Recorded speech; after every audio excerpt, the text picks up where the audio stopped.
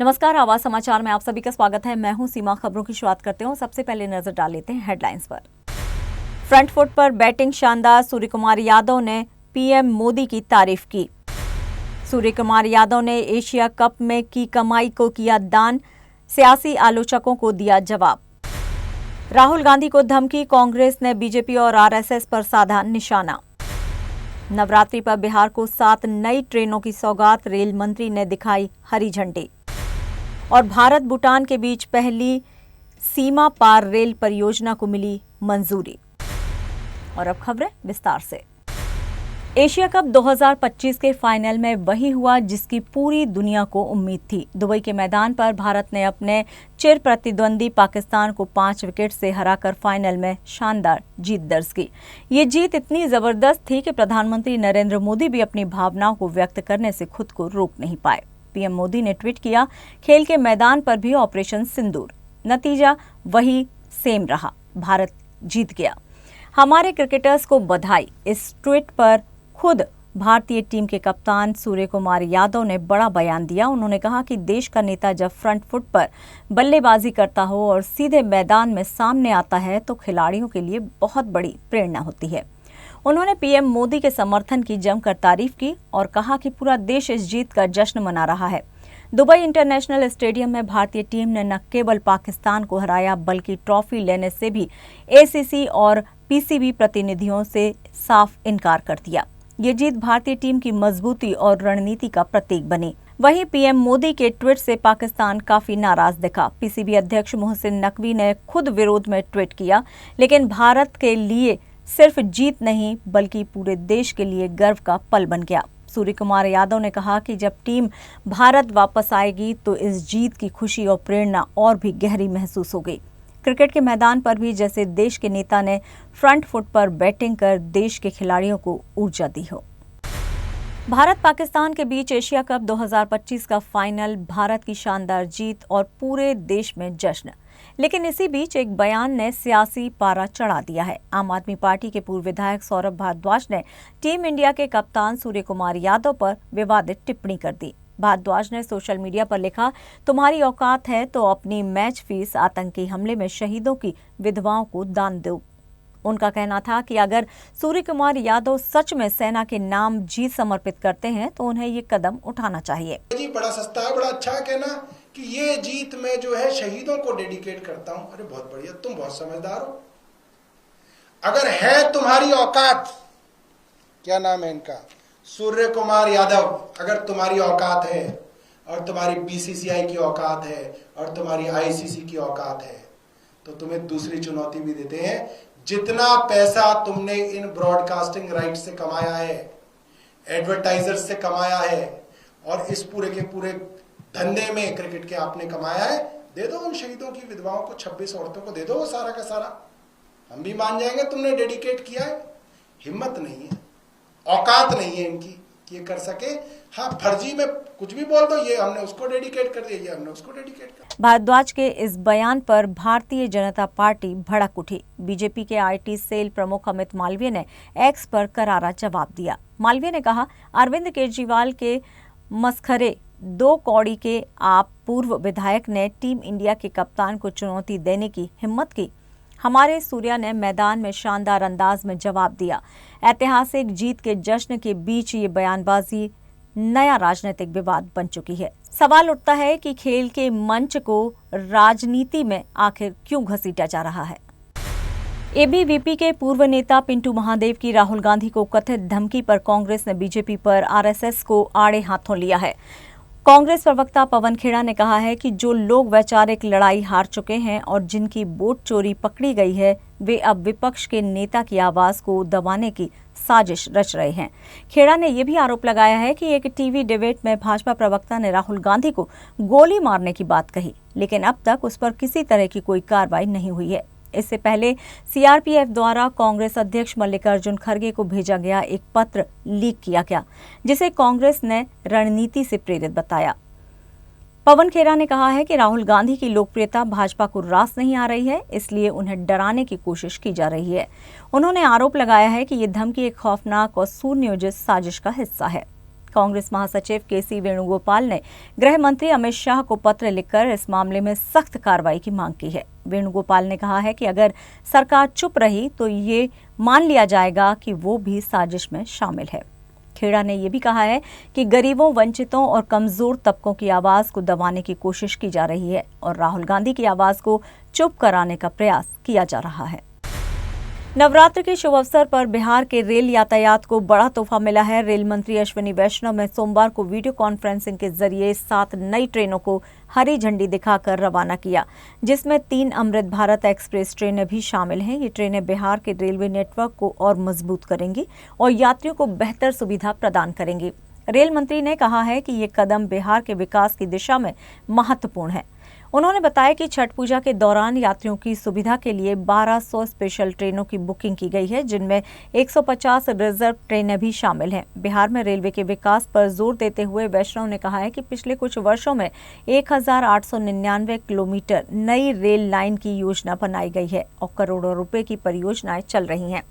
वंदे भारत और नमो भारत जैसी नई गति ट्रेनें भी बिहार में यात्रियों को नई सुविधा दे रही हैं। नवरात्रि और छठ पूजा जैसे त्योहारों को देखते हुए ये रेलवे की पहल यात्रियों और बिहार वासियों के लिए एक खास तोहफा साबित होगी। भारत और भूटान सरकारों ने अपनी पहली क्रॉस बॉर्डर रेलवे परियोजना शुरू करने पर सहमति जताई है। इस ऐतिहासिक पहल की घोषणा भारत के विदेश सचिव विक्रम मिस्री ने की है। उन्होंने बताया है कि ये रेल संपर्क दोनों देशों के रिश्तों को और मजबूत करेगा। इस परियोजना से भारत और भूटान के बीच व्यापार, पर्यटन और संपर्क को बढ़ावा मिलेगा। ये समझौता पिछले साल पीएम मोदी की भूटान यात्रा के दौरान हुआ था। इस परियोजना के तहत पश्चिम बंगाल के बानरहाट को भूटान से समतसे से और असम से कोकराझार को भूटान के गेलेफू से जोड़ा जाएगा। इन 2 नए रेल मार्गों से सीमावर्ती इलाकों में आर्थिक गतिविधियों को बढ़ावा मिलेगा। भूटान के लिए ये पहली बार होगा जब वो सीधे भारतीय रेलवे नेटवर्क से जुड़ेगा। दोनों देशों के बीच इस कनेक्टिविटी से सांस्कृतिक और सामाजिक संबंध भी मजबूत होंगे। ये कदम भारत की नेबरहुड फर्स्ट नीति का हिस्सा है। खबरों में यहाँ लेंगे एक छोटा सा ब्रेक। आप बने रहिए हमारे साथ।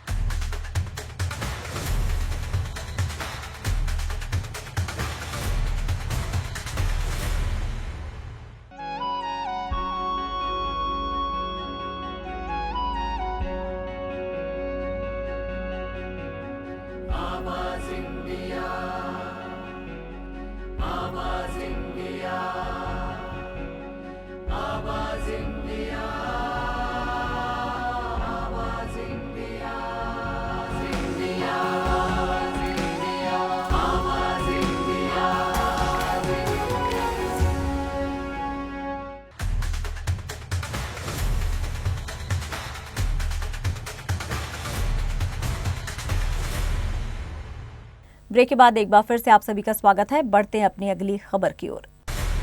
भारतीय कप्तान सूर्य कुमार यादव ने एशिया कप 2025 जीत के बाद अपनी कमाई दान कर सियासी आलोचक सौरभ भारद्वाज को करारा जवाब दिया है। सूर्या ने मैच फीस और टूर्नामेंट से हुई कमाई सशस्त्र बलों और पहलगाम हमले के पीड़ित परिवारों की मदद के लिए दान करने का ऐलान किया है। पहले आम आदमी पार्टी के नेता सौरभ भारद्वाज ने सूर्य कुमार यादव को चुनौती दी थी कि अगर उनकी औकात है तो कमाई दान करें। अब सूर्या ने न केवल व्यक्तिगत रूप से कमाई दान की, बल्कि उनके इस कदम से सियासी आलोचक भी चुप हो गए।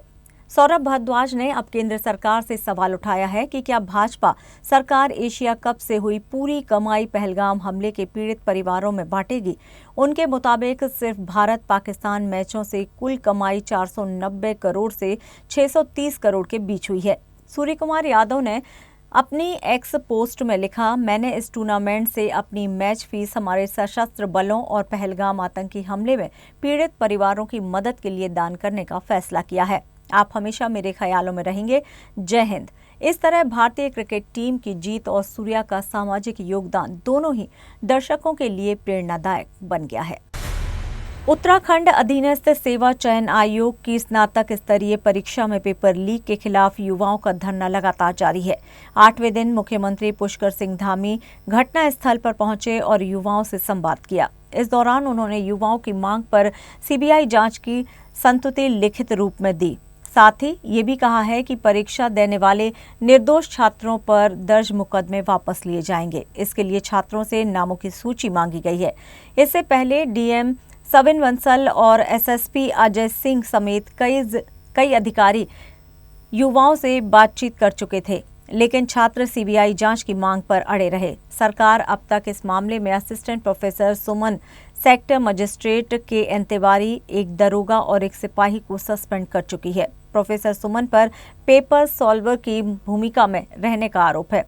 मामले की जांच के लिए रिटायर्ड न्यायमूर्ति यूसी ध्यानी की अध्यक्षता में एकल सदस्यीय आयोग का गठन किया गया, जो एसआईटी रिपोर्ट का विश्लेषण करेगी। मुख्य आरोपी खालिद ने पूछताछ में बताया है कि उसने परीक्षा हॉल में जुराब में छिपा आईफोन शौचालय में जाकर निकाला और पेपर के सवालों की फोटो खींचकर बहन के जरिए प्रोफेसर को भेजी। यहीं से पूरा रैकेट उजागर हो गया। उत्तर प्रदेश के बरेली में शुक्रवार की नमाज के बाद हुए उपद्रव के चलते प्रशासन ने इंटरनेट और एसएमएस सेवाओं पर लगी पाबंदी को 30 सितंबर तक बढ़ा दिया है। पहले ये प्रतिबंध 28 और 29 सितंबर के लिए लगाया गया था। इस दौरान जिले में मोबाइल, इंटरनेट और मैसेजिंग सेवाएं पूरी तरह से बंद रहीं। उपद्रव की गंभीरता को देखते हुए ये कदम उठाया गया है ताकि अफवाहें न फैलें और शांति बनी रहे। जिले में सुरक्षा के कड़े इंतजाम किए गए हैं और निगरानी बढ़ा दी गई है। पुलिस, पीएसी और अन्य बल लगातार फ्लैग मार्च कर रहे हैं। इसी बीच हिंसा के दूसरे मास्टरमाइंड नदीम को शाहजहांपुर से गिरफ्तार कर लिया गया है। पुलिस के अनुसार नदीम ने व्हाट्सएप और कॉल के जरिए 1600 लोगों की भीड़ जुटाई थी और हिंसा की योजना बनाई थी। उसके पास से मोबाइल फोन भी बरामद हुआ है, जिससे अहम सुराग मिलने की उम्मीद जताई जा रही है।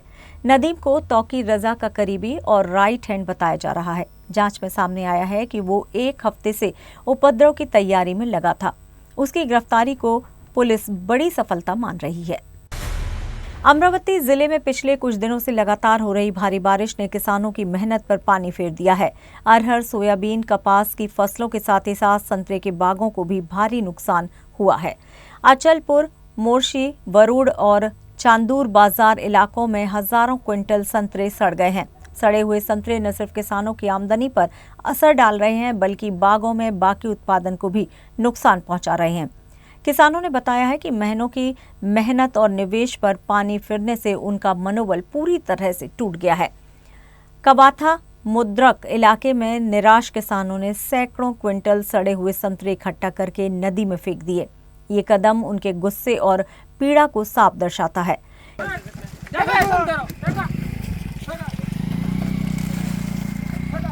सरकारने जर नाही घेतलं, 7 तहसीलदाराच्या गाड्यात ऑफिस समोर जर पुरा ट्रकने उलटा केला तर शेतकऱ्याची औलाद नाही आम्ही।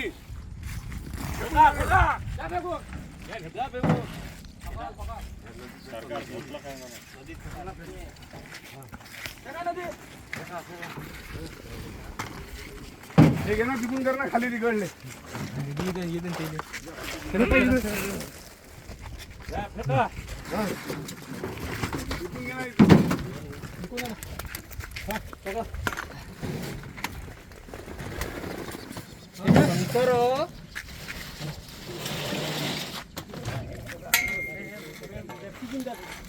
किसानों ने सरकार और प्रशासन से तत्काल आर्थिक मदद की मांग की है। उन्होंने चेतावनी दी है कि अगर 1 हफ्ते के अंदर मुआवजे के लिए ठोस कदम नहीं उठाए गए तो वे अचलपुर तहसील कार्यालय पर एक बड़ा मोर्चा निकालेंगे। स्थानीय प्रशासन ने कहा है कि स्थिति का आकलन किया जा रहा है, लेकिन किसानों का गुस्सा और निराशा अब भी बरकरार है।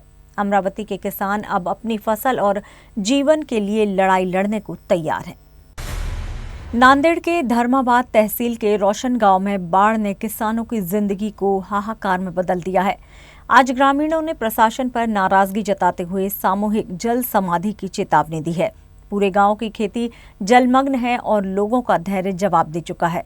महाराष्ट्र सरकार से तत्काल राहत और अनाज उपलब्ध कराने की मांग उठ रही है। पानी के बीच खड़े ये हैं अन्नदाता। नांदेड़ के धर्माबाद तहसील के रोशन गांव से हम आपको दिखा रहे हैं पानी में डूबी हुई इस गांव की हकीकत। पिछले कई वर्षों से श्रीराम सागर परियोजना का बैकवाटर संकटग्रस्त है और स्थानीय किसानों का कहना है कि उनकी खेती पूरी तरह से बर्बाद हो गई है। ग्रामीणों का कहना है कि प्रशासन और सरकार उनकी मदद की मांगों पर ध्यान नहीं दे रही। नाराजगी इतनी बढ़ गई है कि उन्होंने सामूहिक जल समाधि की चेतावनी दी है।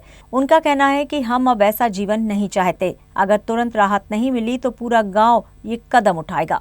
स्थानीय लोगों की मांग है कि सरकार तुरंत अनाज और अन्य आवश्यक मदद उपलब्ध कराए। साथ ही मराठवाड़ा क्षेत्र में वेट ड्राउट घोषित किया जाए। फिलहाल रोशन गांव के हालात गंभीर बने हुए हैं और अगर तत्काल राहत नहीं मिली तो यहां असंतोष और गहरा सकता है। हम इस मामले पर नजर रखेंगे और जैसे ही प्रशासन कोई कदम उठाता है आपको तुरंत रिपोर्ट करेंगे। और यहां पर लेंगे एक छोटा सा ब्रेक। आप देखते रहिए आवाज समाचार।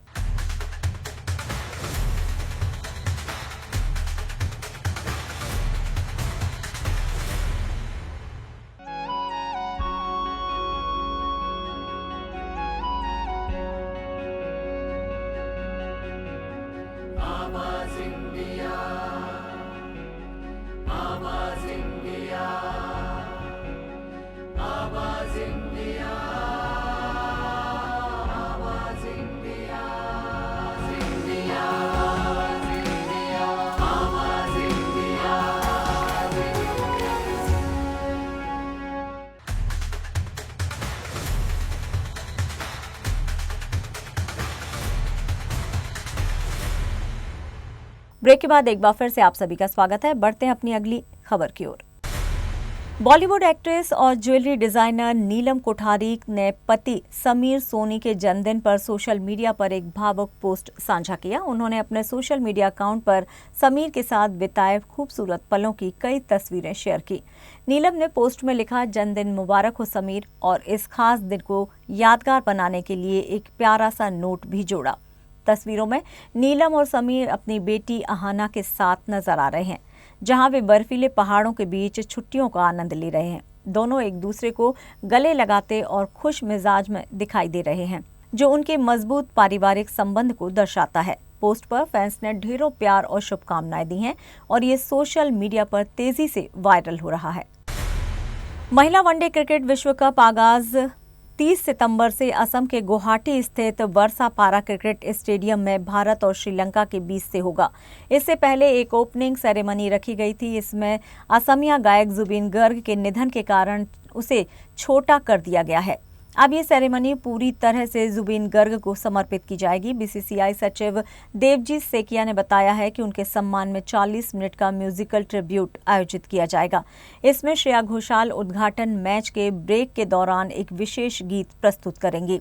ट्रिब्यूट में श्रेया घोषाल के साथ पापोन, जोई बरुआ और शिलांग कायवर चैम्बर जैसे लोकप्रिय कलाकार भी शामिल होंगे।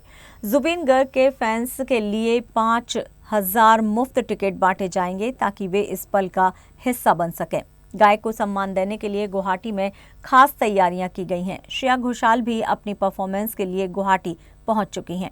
टूर्नामेंट की मेजबानी भारत और श्रीलंका मिलकर कर रहे हैं, जिसमें भारत के गुवाहाटी, इंदौर, विशाखापट्टनम और नवी मुंबई, जबकि श्रीलंका के कोलंबो में मुकाबले होंगे। और फिलहाल आवाज समाचार में इतना ही, लेकिन आप देखते रहिए आवाज इंडिया। नमस्कार।